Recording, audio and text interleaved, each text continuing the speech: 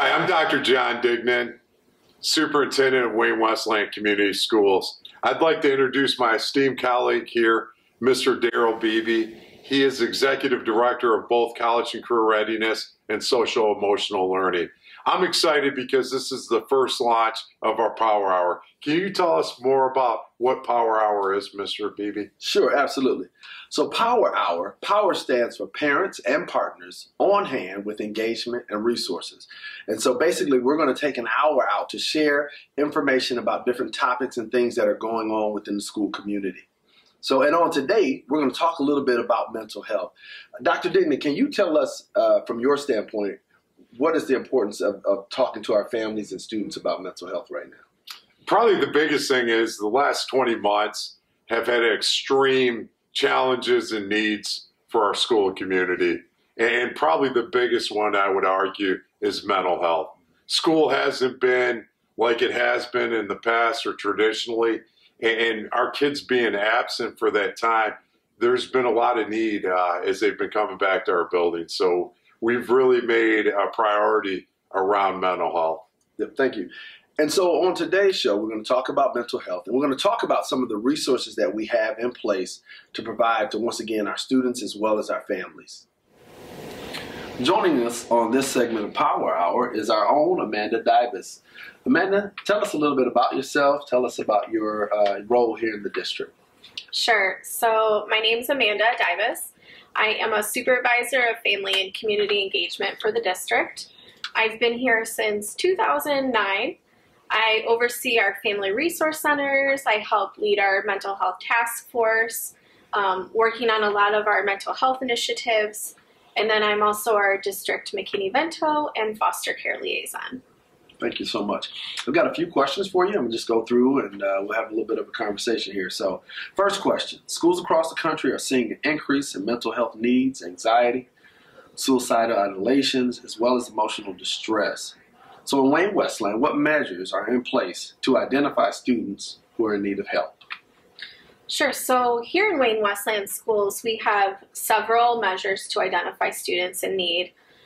One of them is through our mental health staff in our buildings. So every single one of our buildings in the district has mental health staff who are trained not only to help identify students, but also to work with our staff on how best to meet their needs. So we have social workers, counselors, psychologists, depending on which level we're talking about. Another program that we have in our district is our Family Resource Center. So we have 3 Family Resource Centers in our district, but we all operate under one program, if you will. And families will call, students, staff will call our center to be connected to all kinds of resources in the community, which include mental health resources and referrals. Thanks, Amanda. So how can students or parents let school officials know if they are or have a student who is in need? Sure. So the first piece of advice I would give parents and families is to reach out to us. Reach out to their buildings, ask to speak to a social worker, a psychologist, a counselor, someone in their building who is trained to connect them to the proper resources. If they aren't comfortable doing that or they're not quite sure who those people are, they can always ask their building principal, or they can also call our Family Resource Center. So we have 3 Family Resource Center sites in our district, and we have one phone number that rings at all 3 sites. We also have an email address. So families can feel free to call that number. We can listen to their concerns, and we can also connect them to either resources in our district or outside community mental health partners as well. Thank you. Now, we talk a lot about students, we talk a lot about parents. What kind of supports do we have available for our staff? Sure. So we have, through our Human Resources Department, we have the Employee Assistance Program, which all employees in Wayne Westland Community Schools are eligible for free of cost to them. We have a list of mental health providers for staff within our district. We have a document that walks staff through that process. But even more awesome is we have this new program that we are just starting with this month that I'll talk about in a little bit called Care Solace, which is something that all of our students and our staff are eligible for. Excellent. So my final question, and I want you to take a little bit of time to talk a little bit more about Care Solace. I know you've worked really, really hard over the past few months, and I'm excited that it's about to come into fruition. So what resources are available to the district through our community partners to support our students? Sure. So we have several different mental health partners within our community. And a couple of them I want to touch on today. So the first one is a partnership with a new company called Care Solace. Okay. This is brand new to our district, as you mentioned, this month.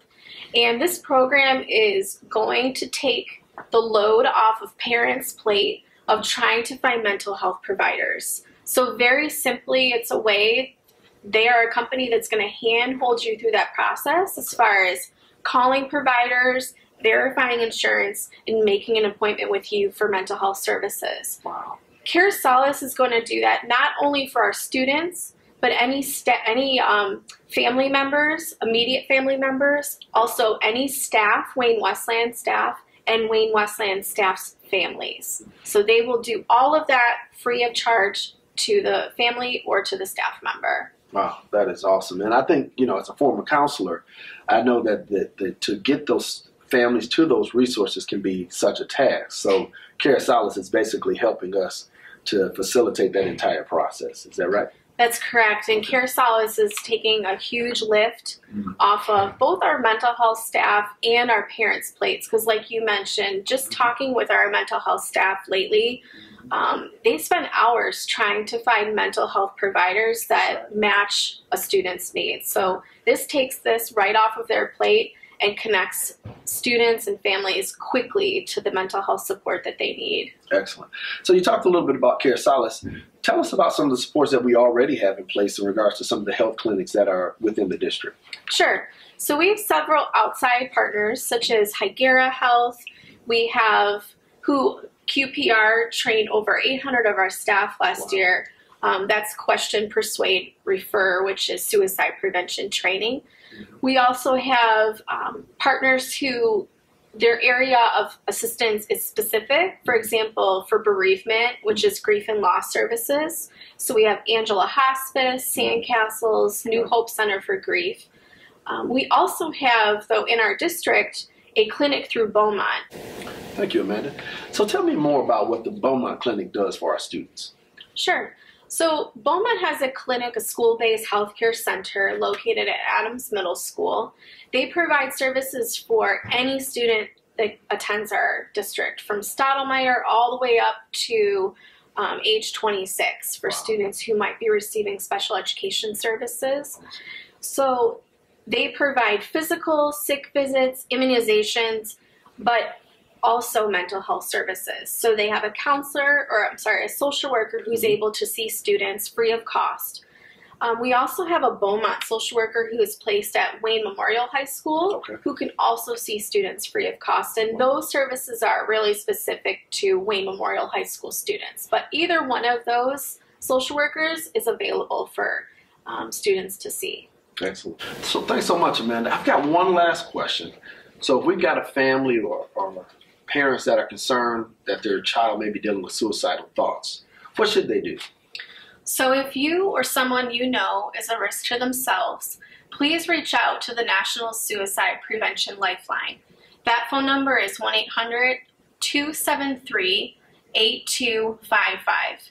And that number is available 24 hours a day, 365 days a year. Also, all student IDs, grades 6 through 12, have this phone number on the back of their ID. So students just need to flip the ID over for the number. In our middle and high schools, we also have student-drawn posters throughout the building advertising this phone number with student art images on the poster as well. Thank you so much for joining us. I appreciate you and looking forward to working with you in the future. Today we're here with Amy Van Scoik, social worker. And so we want to allow you, first of all, tell us a little bit about yourself and your background here in Wayne Westland. Sure. I've been with the district around 16 years. I work for our social work department, and I'm the social work department head, and I'm also involved in our mental health task force in the district. Excellent, excellent. So my first question, what does the school district do when they are notified or realize that a student needs mental health support? Sure. So the first thing we would do is call in one of our social workers, psychologists, or counselors to have a conversation with the student to find out some more details about what's going on. We would also talk to the parent and find out from them what's going on and let them know what our concerns are. From that point, then we would decide what next. So do we contact an administrator and talk about what kind of supports that we can put in the building and make sure that we have the supports going on in the building? Or if it's something that we're concerned at a higher level, we may recommend something like a risk assessment where we put the student out until we're able to meet with them and the family and kind of figure out what's going on and what kind of supports do we need in order for the student to be safe in the school. Okay, what signs should staff or students look for students who may need help? Sure. So the most important thing is to look for mood changes, behavior changes, any sort of changes to normal behavior. That's a big red flag. So if you're seeing that a student is experiencing mood changes, they seem more down, they seem like they're excessively worried about things, even if they seem excessively happy and they're not typically like that. Those are all signs that something may be wrong and we want to have a conversation with them.